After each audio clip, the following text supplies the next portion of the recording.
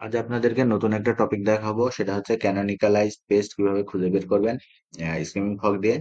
তো চলেন আমরা শুরু করে দিই। প্রথমে ফাইলে যাচ্ছি, ক্রাউলসে যাচ্ছি। আমি পুরাতন একটা ওয়েবসাইট ক্রাউল করা আছে, সেটা আমি ওপেন করে নিচ্ছি।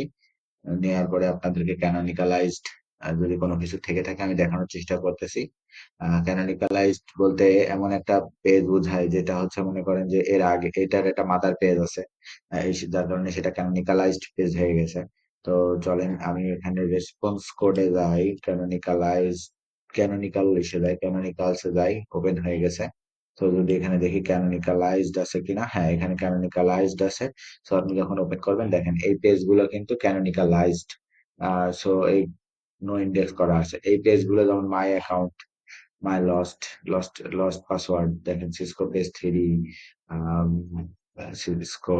সো এই পেজ গুলো দেখেন যে সার্টিফিকেশন, সো এই পেজ গুলো দেখেন ক্যানোনিকালাইজড হয়ে আছে। তো আপনি কিন্তু এই অপশনটা খুঁজে পাবেন ক্যানোনিকালস অপশনে এবং ক্যানোনিকালাইজড এই অপশনে। কিন্তু আপনি যখনই এই ড্রপ ডাউনটা ওপেন করবেন তখনই কিন্তু আপনি এই অপশনটা খুঁজে বের করতে পারবেন। এইভাবে প্রত্যেকটা ওয়েবসাইটেরই আপনি কিন্তু ক্যানোনিকালাইজড যে পেজগুলো আছে সেগুলো খুঁজে বের করতে পারবেন। টেকনিক্যাল এসেতে এটা একটা খুবই গুরুত্বপূর্ণ টপিক।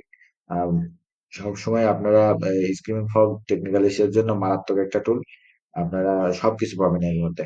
সো আপনার কোনো কিছুই বাদ যাবে না, আপনার অন্য কোনো টুলের সহায়তা লাগবে না। স্ক্রিমিং ফগ দিয়ে আপনি সব ব্যবহার করতে পারবেন। আজকের ভিডিও এই পর্যন্তই, ধন্যবাদ সবাইকে।